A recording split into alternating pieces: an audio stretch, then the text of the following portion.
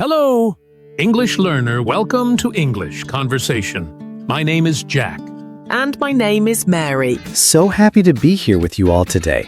Yes, and we have a super exciting topic for you today, right, Paul? Absolutely, Emily. Today, we're going to talk about 10 daily habits that can help you speak English more fluently. Like magic. Ooh, magic. Yes, these are small things you can do every single day to make a big difference in your English. That's right. Before we start, please remember to like this video, share it with your friends, and subscribe to Mr. English channel. It helps us a lot. Yes, it really does. Your support helps us make more fun episodes for you. Thank you. So, are you ready, Emily? Let's dive into our first daily habit. Our first habit is listen to English every day. Paul, why is this so important? Well, Emily, imagine a baby. A baby listens before they speak. It's the same for learning a new language. Your ears need to get used to the sounds. Ah, that makes sense. So even just a little bit, right? Yes, exactly. Even just 10 minutes a day can make a huge difference. You can listen to English while you're doing other things. Like what? What can people listen to? Good question. You can listen to music, of course. Many people love English songs. Or you can listen to a short podcast, like ours. Oh, yes, like us. What about watching something? Yes, you can watch short videos, maybe a scene from a movie or a TV show. Even with subtitles in English, it helps your ears. The goal is to just expose yourself to the language. So it's not about understanding every single word? Not at first. It's about getting comfortable with the rhythm, the sounds, the speed. Your brain starts to recognize patterns. It's like a gentle warm-up for your ears.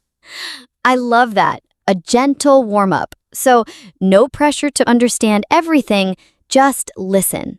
Yes, just listen. Consistency is key here. Every day, a little bit. It trains your brain without you even realizing it. Wow, that sounds easy and helpful. So 10 minutes, maybe while you're cleaning or walking or making coffee. Exactly. Make it a part of your daily routine. It's a very simple but powerful habit. Okay, Paul, what's our second habit? Our second habit is super fun, Emily. It's called practice shadowing out loud. Shadowing? Like a shadow? Yes, like a shadow. You listen to someone speak in English, and then you try to repeat what you hear immediately, like an echo. You try to match their speed, their pronunciation, their rhythm. Oh, so I listen and then I speak right after, almost at the same time. Yes, exactly. You're trying to copy them. It's like singing along to a song, but with speaking. And why is this good? It's amazing for your mouth and your brain. When you shadow, you train your mouth muscles to make English sounds correctly, and your brain connects the sounds you hear with the way you move your mouth to say them. It helps with natural speaking. So it's not just listening, but actively speaking. Yes, it helps you with your intonation, too. That's the up and down of your voice when you speak. English has its own intonation patterns. Shadowing helps you get them right. Can I use anything for shadowing? Like a podcast or a video? Yes, perfect. You can use short parts of podcasts, YouTube videos, or even movie clips. Start with something short, maybe just 1 or 2 sentences. Listen a few times, then try to shadow. That sounds like a great way to improve speaking without needing a partner. Precisely. It builds your muscle memory for speaking English. It might feel a little strange at first, but it gets easier and more fun. Give it a try. Okay, Paul, what's habit number 3? Habit number 3 is learn 1 to 3 new words a day. Just 1 to 3? That seems like a very small number.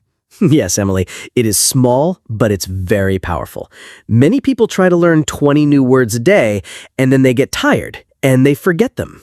Oh, I know that feeling. So why 1 to 3?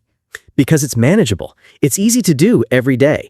And when you learn only a few words, you can really focus on them. You can remember them better. So it's about quality, not quantity? Yes, exactly. For each word, try to learn its meaning, how to say it, and maybe even a small sentence using it. This helps you remember it in context. Where can people find these new words? Everywhere. When you listen to English, you'll hear new words. When you read, you'll see new words. Write them down. Keep a small notebook or use an app. And what if I forget a word?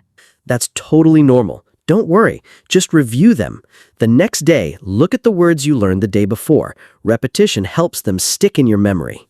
So consistent, small steps lead to big vocabulary over time. Yes. Think about it. 3 words a day, that's 21 words a week. In a month, that's over 80 words. In a year, that's almost 1,000 new words. That's a lot. Wow, that really adds up. So focus on understanding and using a few new words every day. Great habit. Our 4th habit, Emily, is a little different but super effective. Think in English. Think in English? You mean in my head? Yes, exactly. When you're just going about your day, try to form simple thoughts in English. For example, if you're looking at a cup, think, this is a cup. It's blue. So instead of thinking in my native language, I try to use English for simple things? Precisely. It's like a secret conversation with yourself. You're activating your English brain without any pressure. And why is this good for fluency? Because it helps you stop translating in your head. Many people think in their native language and then translate to English before speaking. This makes speaking slow. Ah, yes, that makes sense. It's like a direct line from thought to English. Yes, it helps you build speed. You're practicing forming sentences and ideas directly in English. Start with simple things. What am I doing now?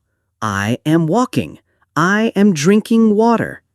So I can describe what I see, what I feel, or what I want to do. Yes, I feel happy today. I need to buy milk.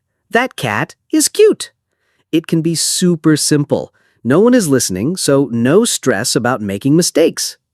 That sounds like a powerful way to make English a more natural part of my day. It really is. It keeps English active in your mind even when you're not speaking or studying directly. It's a mental exercise that boosts your fluency. Try it. Okay, Paul, what's habit number 5? Habit number 5 is related to thinking in English, but it's even more active. It's talk to yourself. So I speak out loud, but alone? Yes, exactly. When you're alone in your room or in the shower or walking outside, if no one is around, just speak English to yourself. Like having a conversation with myself? Yes, you can describe your day, talk about your plans, or even pretend to have a conversation with someone. What are the benefits of this? Oh, so many benefits, Emily. First, it builds your confidence. You get comfortable hearing your own voice speak English.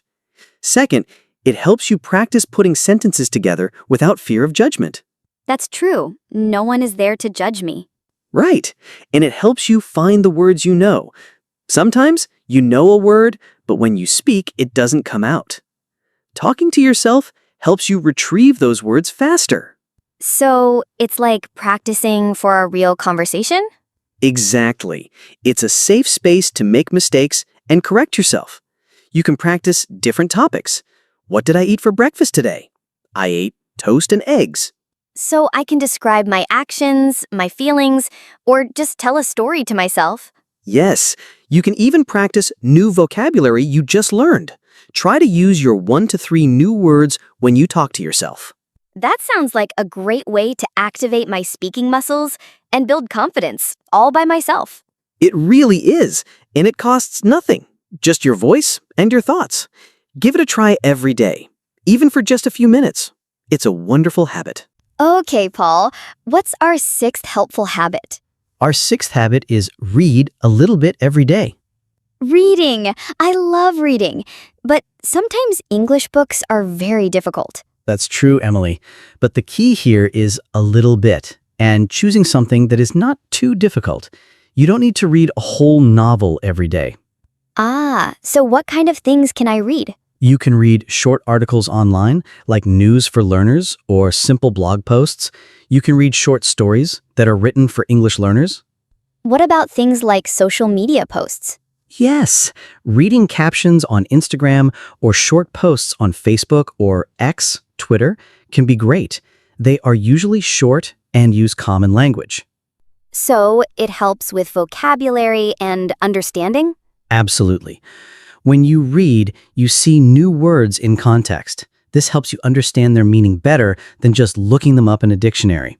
It also helps with your grammar because you see correct sentence structures. And it helps with my reading speed too? Yes, the more you read, the faster and more comfortable you become. Start with something easy. If it's too hard, you will get frustrated. Find something you enjoy. So, reading something interesting for a few minutes every day. Precisely. Even just 5 to 10 minutes. It's a quiet time for your brain to absorb English, and it's a great way to relax and learn at the same time. I love that. So, find something fun to read a little bit every day. Great. All right, Emily, our seventh habit is about writing. Write a short journal entry. A journal? Like a diary? Yes, exactly. Just for yourself. But the key is to keep it short.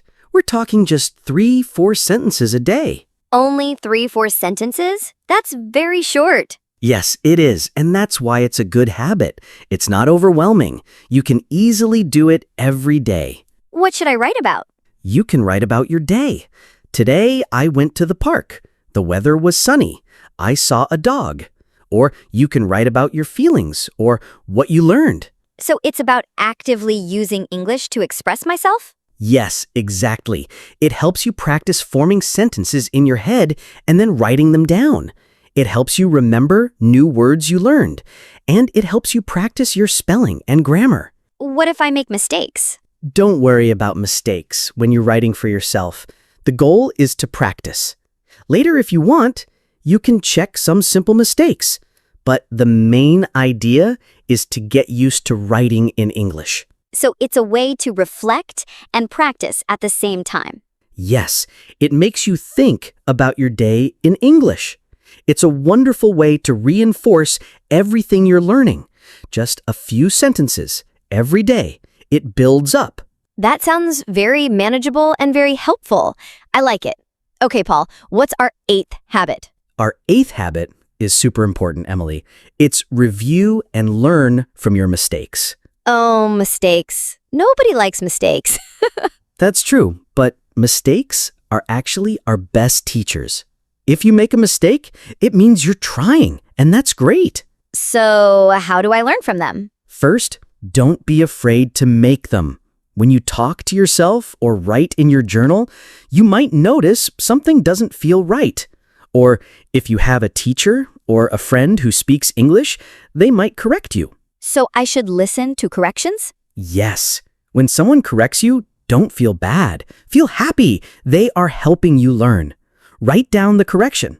For example, if you say, I go to home, and someone says, I go home, write down the correct way. So I can make a list of my common mistakes? Yes, exactly. Keep a small mistake notebook.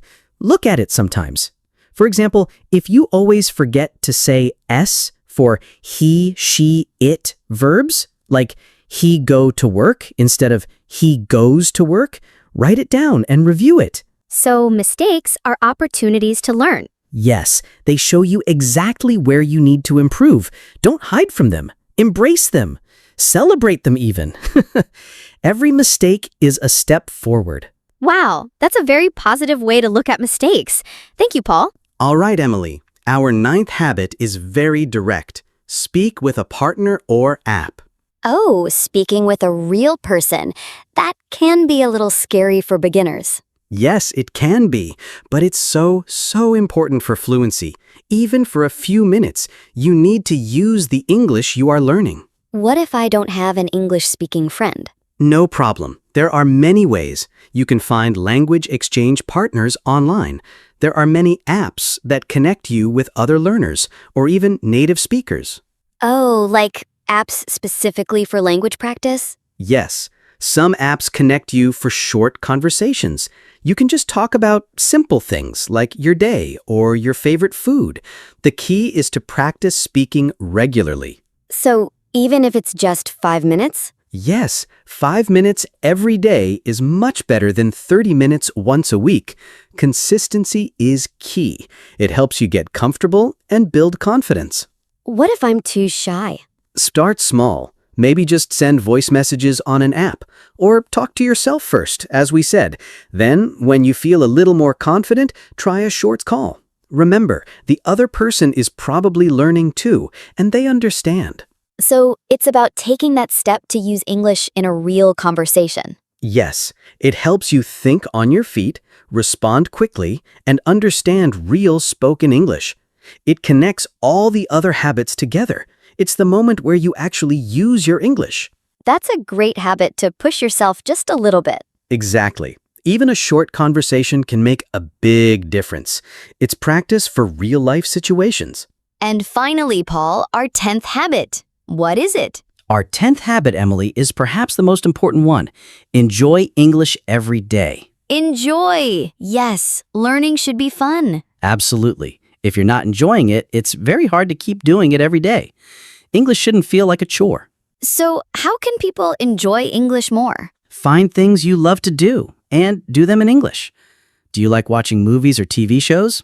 Watch them in English, maybe with English subtitles at first. What if I like music? Listen to English songs and try to understand the lyrics. Sing along. Singing is a fantastic way to practice pronunciation and rhythm. What about games? Yes, many people love video games or mobile games. Play them in English. Read the instructions, understand the dialogue. Learning can be fun. So basically, integrate English into my hobbies. Exactly. If you love cooking, watch cooking videos in English. If you love sports, read sports news in English. The more you connect English to things you already enjoy, the easier it becomes to practice daily. So it's not just about textbooks and exercises. Not at all. It's about making English a part of your life in a natural and fun way. When you enjoy it, you will want to do it more, and the more you do it, the faster you will improve. That's wonderful advice, Paul. Learning should be a joy. Yes, find your joy in English, and you'll be speaking fluently before you know it. Wow, Paul, those are 10 fantastic daily habits for fluent English. I feel so motivated. Me too, Emily. And remember, these are small steps, but they build up to big progress over time. Consistency is your best friend. Yes, consistency.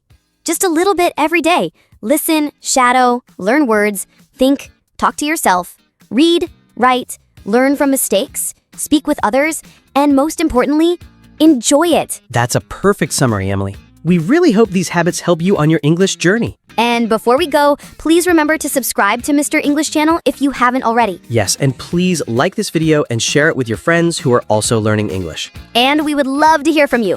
In the comments below, tell us, what is one daily habit you are going to try starting today to improve your English? Yes, share your ideas. We love reading your comments. Thank you so much for listening, everyone. We'll see you in the next episode of Mr. English channel. Bye-bye. Keep practicing.